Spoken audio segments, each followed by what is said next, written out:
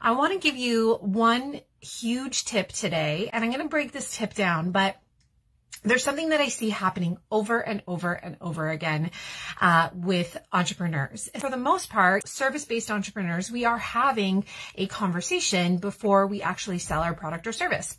And one of the things that I see happening all the time, especially with women in business, is they feel as though, and trust me, I know, because I used to be here, right? This is coming from a place of like, I really want to impress. I really want to show them that I can do this. I really want them to hire me.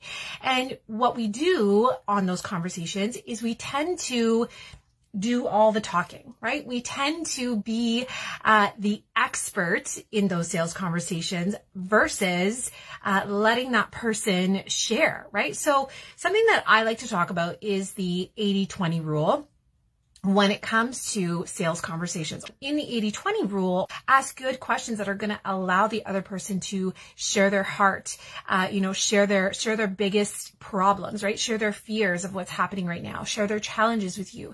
And this isn't in a manipulative way. This is a way for you to really gain information, right? And to understand how you can then serve that person.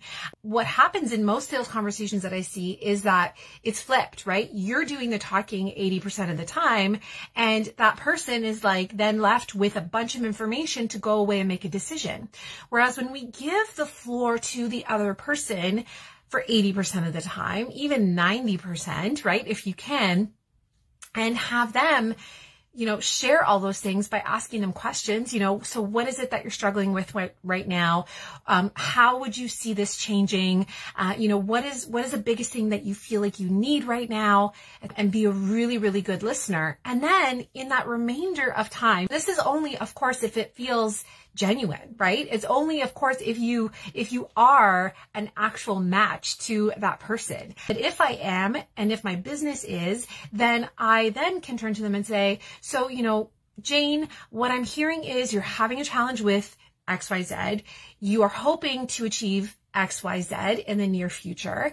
And let me just share with you what it is that I do in service of that. So in my business, here's what we do. What I'm able to do, right, and of course, only if it's true, is mirror that person's challenges with the solutions that my business offers. A trap that we fall into as entrepreneurs is we tend to talk, and just share, so much, leaving them with then a conundrum of, oh gosh, right? Like, do I need this? Do I need this? Do I need this? Versus having them speak and share what they need, and then having us be able to say, yes, I see that you need that, and here's what I offer.